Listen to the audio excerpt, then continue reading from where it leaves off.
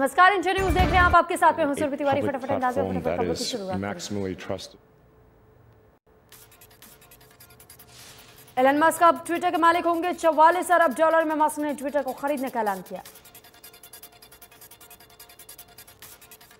Twitter board ने Musk को offer accept कर लिया है और इसके साथ ही मस्क ने ट्विटर में नए बड़े बदलाव का ऐलान भी किया।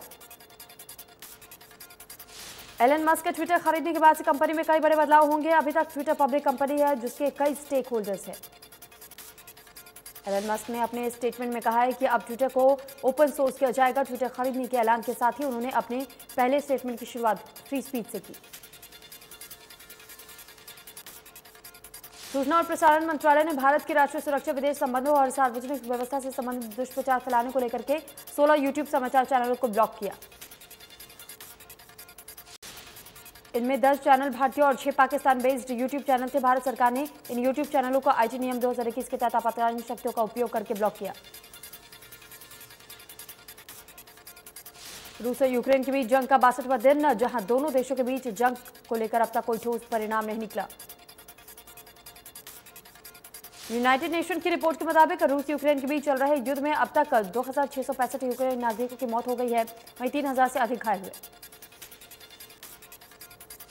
रूस यूक्रेन के युद्ध से जुड़े आंकड़ों के मुताबिक करीब 50 लाख से अधिक लोगों ने यूक्रेन छोड़ दूसरे देशों की ओर पलायन कर लिया। दक्षिणी दिल्ली के आरकेपुरम में मोहम्मदपुर गांव से सोमवार शाम को एक पार्क में पुराना ग्रेनेड मिला। ग्रेनेड पर जंग लगने की वजह से उसकी पिन भी निष्क्रिय थी। जम्मू कश्मीर के उधमपुर में गंगारा हिल्स जंगल में आग लग गई है, जिसके 99% तक बुझा दिया गया है। उत्तराखंड में भीषण गर्मी के बीच जंगल की आग की घटनाएं थम नहीं रही है और कई जगह विकराल होती आग आबादी तक नजदीक पहुंच रही है।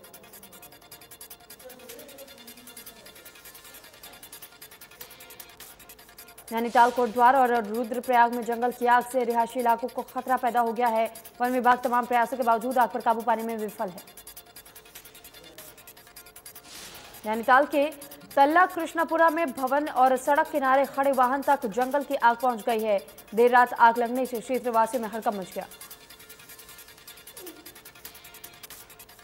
करनाल में तेज आंधी के बाद से कई इलाकों में आगजनी की घटनाएं। घरौंडा में राइस एक्सपर्ट यूनिट के सॉल्वेंट प्लांट में लगी भीषण आग, करोड़ों के नुकसान की आशंका। आगजनी के बाद से समय पर नहीं मिली दमकल विभाग की मदद। गुरुग्राम के आईएमटी मानेसर के सेक्टर 6 में कबाड़ में भीषण आग लगने से हड़कंप मच गया। आग इतनी भयानक थी कि आग ने अपनी चपेट में सैकड़ों झुग्गियों को भी ले लिया। आग पर काबू पाने के लिए 50 से ज्यादा दमकल की गाड़ियां मौके पर पहुंची, लेकिन आग इतनी भयंकर थी कि घंटों की मशक्कत के बाद आग पर काबू पाया गया। इस भीषण आग में आधा दर्जन से ज्यादा लोग घायल हो गए हैं, जिसमें कि 2 लोग गंभीर रूप से घायल हुए।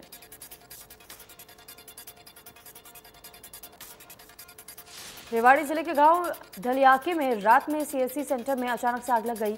आग इतनी भीषण थी कि आसपास की दुकानें के भी चपेट में ले लिया गया और दुकानों में रखा लाखों रुपए का नुकसान हो गया है। आग के कारणों का पता नहीं चल पाया। पुलिस शॉर्ट सर्किट की वजह से आग लगने की खबर को मान रही है और फिलहाल पुलिस मामले की जांच कर रही है। पलवल के गांव फिरोजपुर स्थित कूड़ा डंपिंग स्टेशन में कूड़े के ढेर में पिछले 15 दिनों से लगातार आग लगने से जहरीला धुआं निकल रहा है। आसपास के ग्रामीण परेशान हैं। परेशान ग्रामीणों ने जिला प्रशासन से गुहार लगाई है कि उनकी इस समस्या का जल्द से जल्द समाधान किया जाए। पंचकुला सेक्टर 5 में स्थित इंद्रधनुष स्टेडियम में आज पुलिस अलंकरण समारोह का आयोजन किया जाएगा, जिसमें कि राज्यपाल बंडारू दत्तात्रेय और डिप्टी सीएम दुष्यंत चौटाला शिरकत करेंगे। नेता प्रतिपक्ष भूपेंद्र सिंह हुड्डा पलवल जाएंगे और पूर्व विधायक उदय भान से मुलाकात करेंगे। पानीपत में कांग्रेस में बदलाव की अटकलें तेज हो गई है। इस दौरान कुलदीप बिश्नोई आज प्रेस कॉन्फ्रेंस करेंगे।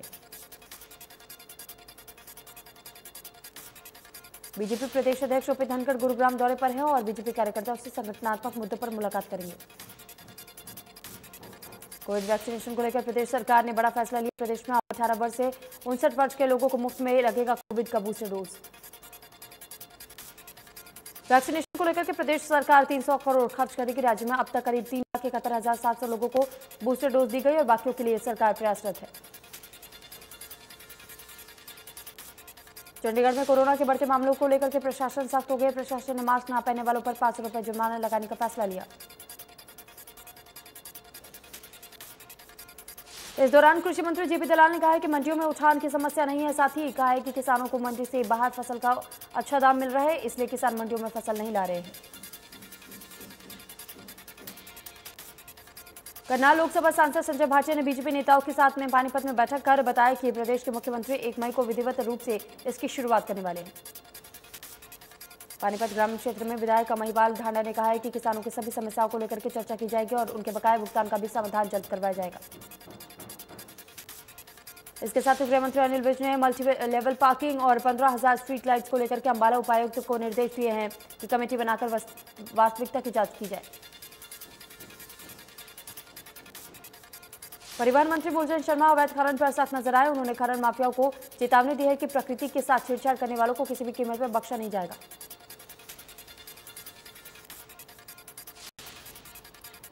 सिरसा में बीपीएल कार्ड बनाने की सूचना मिलने पर बड़ी संख्या में लोग सहायक खाद्य आपूर्ति विभाग के कार्यालय में पहुंचे, जहां कार्यालय के बाहर लंबी लंबी लाइनें देखने को मिली। गुरु तेग बहादुर साहिब जी के 400वें प्रकाश उत्सव पर प्रदेश भर से आए लाखों श्रद्धालुओं की भीड़ में व्यवस्थाएं और परिजनों के साथ में नन्हे मुन्नों की सुरक्षा की बड़ी जिम्मेदारी होती है, जिससे प्रशासन और महिला बाल कल्याण विभाग के अधिकारियों ने बखूबी निभाया। महिला बाल कल्याण विभाग और निजी संस्था के सदस्यों ने गुम हुए बच्चों को परिजनों से मिलवाया। रोहतक में आम आदमी पार्टी अपने सदस्यता अभियान को तेजी से चला रही है। वहीं हरियाणा से प्रभारी दिनेश प्रताप सिंह ने कई जगहों पर हजारों लोगों को आप पार्टी ज्वाइन करवाया। बीजेपी की नेत्री बबीता फोगाट पर भी पलटवार किया। कहा कि बबीता फोगाट ने दिल्ली में हुई हिंसा पर आम आदमी पार्टी और कांग्रेस को का षड्यंत्र बताया है।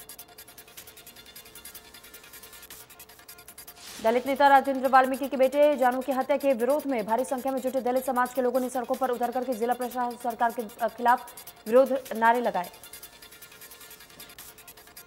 जानू के श्रद्धांजलि समारोह में पूर्व केंद्रीय मंत्री चौधरी वीरेंद्र सिंह ने भी पहुंचे। उन्होंने कहा है कि अपराधियों पर तुरंत कार्रवाई हो और कानून प्रक्रिया भी लंबी न चले।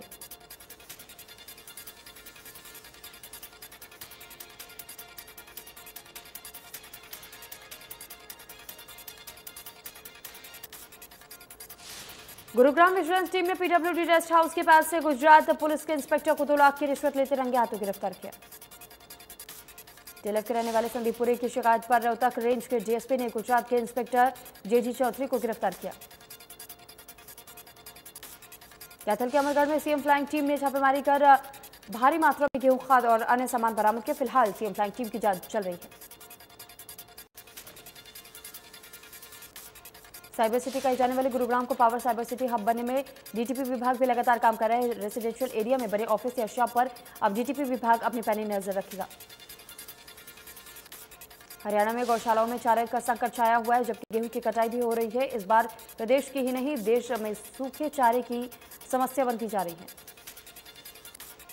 इस बार सूखे चारे की एक गंभीर समस्या बन रही है और इसलिए क्योंकि किसान की खराब मौसम के कारण गेहूं की बिजाई कम हुई है। गुरुग्राम में हरियाणा रोडवेज कॉर्पोरेशन के ऑफिस में रोडवेज कर्मचारियों ने प्रदर्शन किया। पिछले 6 महीने से वेतन नहीं मिलने से चलते कर्मचारियों में काफी रोष है। भवानीखेड़ा की अनाज मंडी में आढ़तियों ने सरकारी कांटे में हेराफेरी करने का आरोप लगाते हुए अनाज मंडी गेट पर ताला जड़ दिया और मामले की शिकायत पुलिस को दे दी। आरोप है कि सरकारी एजेंसियों के अधिकारी मिलीभगत कर 2 से 3 क्विंटल गेहूं का प्रति ट्रक हेराफेरी कर रहे हैं। बल्लभगढ़ के अनाज मंडी में ट्रांसपोर्टरों की लापरवाही के चलते किसान अपने गेहूं मंडी में नहीं ला रहे हैं। किसान या तो मंडी से बाहर ही अपने गेहूं को बेच रहे हैं या फिर उसे स्टॉक कर रहे हैं। किसानों को उनकी पेमेंट लेट मिल रही है, जिसके चलते किसान सरकारी मंडियों में अपनी फसल बेचना नापसंद कर रहे हैं। अगले महीने बल्लभगढ़ बस डिपो से एक नई सेवा के साथ ई टिकटिंग शुरू की जाएगी। लोगों के साथ साथ कंडक्टर का समय भी बीचेगा। महंत श्री राम सुंदर दास जी महाराज पीठाधीश्वर ध्यानपुर धाम का अंबाला पहुंचने पर बलदेव राज आनंद और उनके परिवार द्वारा भव्य स्वागत किया गया। गुरु श्री राम सुंदर दास जी अपने भक्त रमेश नोना और कार्तिक आनंद के आग्रह पर अंबाला पधारे, जहां बहुत से भक्तों ने गुरु जी का आशीर्वाद भी प्राप्त किया। निजी स्कूलों की मनमानी को लेकर के किसान संघर्ष समिति ने आवाज उठाई। उनका कहना है कि सरकार के नियमों को ताक पर रख करके मनमर्जी फीस ली जा रही है और निजी कंपनी को किताबें लगाई जा रही है। वहीं अब अभिभावकों का कहना है कि रतिया शहर में निजी स्कूलों की किताबें नहीं मिल रही हैं, सिर्फ स्कूल में ही किताबें मिलती हैं। प्रशासन आंखें मूंद कर बैठा है और निजी स्कूल मनमानी कर रहे हैं। सांसद सुनीता दुग्गल ने कहा था कि पहले ही सरकारों ने शिक्षा को खेल बना दिया और अब भाजपा सरकार है, नई पॉलिसी लेकर के आई है, शिक्षा में सुधार होगा, किसी भी मोनोपोली नहीं चलेगी। पलवल के होटल बस स्टैंड परिसर में जिले के सभी विभागों के रिटायर्ड कर्मचारियों ने अपनी मांगों को लेकर के बड़ी बैठक की। बैठक में जवाहर सिंह रावत को रिटायर्ड कर्मचारियों का जिला प्रधान नियुक्त किया गया। कोरोना काल में जॉब चले जाने के बाद से रेवाड़ी के बालवास अहिर के रहने वाले विकास यादव ने घर पर ही ई रिक्शा लोडिंग डिजाइन किया। ई रिक्शा के बैटरी के अलावा पैडल से भी चलाया जा सकता है। विकास का कहना है कि पैडल से चलाते वक्त बैटरी अपने आप रिचार्ज हो जाती है।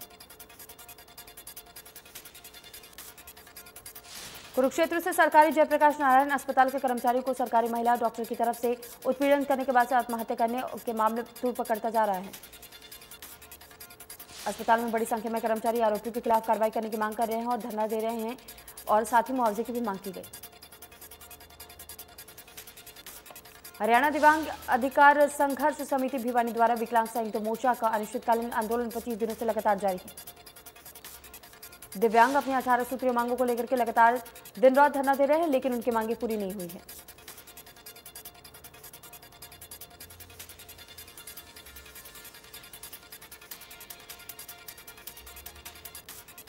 कुरुक्षेत्र आयुष विश्वविद्यालय के भावी डॉक्टर्स का स्टाइफंड की मांग को लेकर के एक हफ्ते से हड़ताल जारी है। डॉक्टर विभिन्न तरीकों से अपना विरोध व्यक्त कर रहे हैं। कभी झाड़ू लगाकर, जूता पॉलिश करके, रिक्शा चलाकर। सोमवार को डॉक्टरों ने फलों की रेहड़ी लगाकर के फल बेचे और अपना विरोध दर्ज किया। सोनीपत के कोर्ट परिसर में गोली मारकर हत्या करने के बाद से बार एसोसिएशन सुरक्षा व्यवस्था पर सवाल खड़े किए थे और एक दिन का वर्क सस्पेंड करते हुए सोमवार तक का अल्टीमेटम दिया था, जिसके बाद से प्रशासन ने त्वरित कार्रवाई करते हुए बार एसोसिएशन की डिमांड पर कोर्ट परिसर की सुरक्षा व्यवस्था को बढ़ा दिया। नांगला में पंचायत विभाग का अजीबोगरीब मामला सामने आया है, जहां पर विभाग ने गली निर्माण के दौरान गली के बीचों बीच बिजली के पोल को लेकर के ग्रामीणों में विरोध देखने को मिला। ग्रामीणों का कहना है कि गली के बीचों बीच लगे पोल कभी भी किसी भी बड़े हादसे का कारण बन सकते हैं, जिसको लेकर विभाग गंभीर नहीं है। हिसार में बैंक डकैती के मामले में 5 युवकों को किया गया काबू। पुलिस ने अदालत से 8 दिन के पुलिस रिमांड पर लिया है। इनमें कॉमनवेल्थ गोल्ड विजेता सोनी निकला बैंक लूट का मास्टरमाइंड और आईटीबीपी में दिल्ली में तैनात है। पुलिस ने छानबीन के दौरान 2,50,000 रुपए भी बरामद किए। इंद्री में स्नैचिंग के मामलों में पुलिस ने त्वरित कार्रवाई करते हुए एक युवक को गिरफ्तार किया। युवक के पास से मोटरसाइकिल, छीने गए पैसे और मोबाइल भी बरामद किया गया। हाल ही में एक बाइक सवार युवक 2 महिलाओं के पर्स छीन करके फरार हो गया था, जिसकी सूचना पुलिस को दे दी गई थी, जिसके बाद से पुलिस ने सीसीटीवी फुटेज खंगाल करके युवक को गिरफ्तार किया। सोनीपत के गांव लहराड़ा में एक परिवार को कुछ बदमाशों ने जान से मारने की धमकी दी। हथियारों से लैस बदमाश परिवार को रंजिश के चलते मारने की धमकी दे रहे थे। पीड़ित परिवार की शिकायत पर पुलिस ने त्वरित कार्रवाई करते हुए 3 बदमाश को हथियार सहित गिरफ्तार कर लिया और बाकियों की तलाश में जुट गई। 6 दिन पहले बहादुरगढ़ में फाइनेंस कंपनी के रिकवरी एजेंट को गोली मारने वाला मुख्य आरोपी गिरफ्तार किया गया। आरोपी विशाल ने अपने 6 अन्य साथियों के साथ में मिलकर वारदात को अंजाम दिया था। यमुनानगर से नारकोटिक्स सेल की टीम ने छापेमारी कर अफीम की बड़ी खेप पकड़ी। टीम ने 2 किलो अफीम के साथ गांव तरनावाला निवासी तलविंदर उर्फ पापला को पकड़ लिया। आरोपित करीब 2 माह से यह अवैध धंधा कर रहा था। जब से सेल का गठन हुआ है, यह तब से ही सबसे बड़ी खेप पकड़े जाने का दावा किया जा रहा है। टोना में आईपीएल क्रिकेट मैच पर रोजाना करोड़ों रुपए का क्रिकेट सट्टा खेला जाता है। आईपीएल के आधे से अधिक मैच बीत जाने के बाद भी पुलिस की कोई कार्रवाई अभी तक सामने नहीं आई। टोना के मुख्य रतिया रोड, वाल्मीकि चौक, चंडीगढ़ रोड और रेल रोड पर ज्यादातर जगहों पर क्रिकेट बुकीज शाम के 6 बजे के बाद से बैठना शुरू हो जाते हैं। तो शाम के डाडम में नहीं थम रहे हादसे। पुलिस ने गोवर्धन माइंस कंपनी के संचालक और ठेकेदार के खिलाफ किया मामला दर्ज। रविवार को 2 अलग-अलग हादसों में हुई थी डंपर चालक और मजदूर की मौत।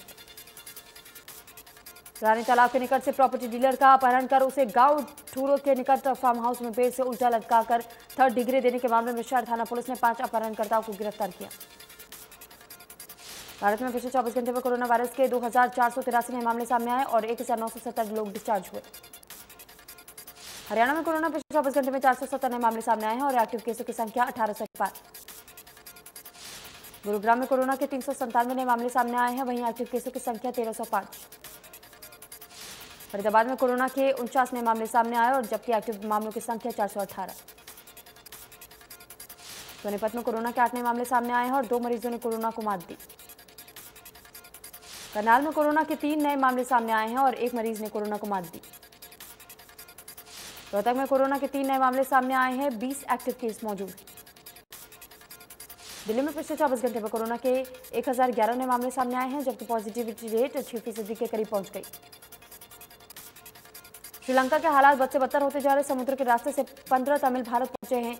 9 महीने की गर्भवती महिला भी इसमें शामिल है। इंडियन आइडल 12 फेम साइली कांबले बंधी शादी के बंधन में। साइली ने अपने लॉन्ग टर्म बॉयफ्रेंड के साथ रचाई शादी।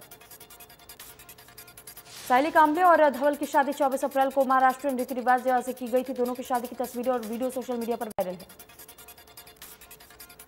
अक्षय कुमार और राधिका मदान ने अपनी अगली फिल्म की शूटिंग शुरू कर दी है। सुपरस्टार ने सोशल मीडिया पर एक वीडियो शेयर किया, जिसमें अक्षय और राधिका नारियल तोड़ने की रस्म और एक छोटी सी प्रार्थना के साथ अपने प्रोजेक्ट की शूटिंग शुरू कर रहे हैं। अक्की ने प्रशंसकों से फिल्म के शीर्षक के सुझाव भी मांगे हैं।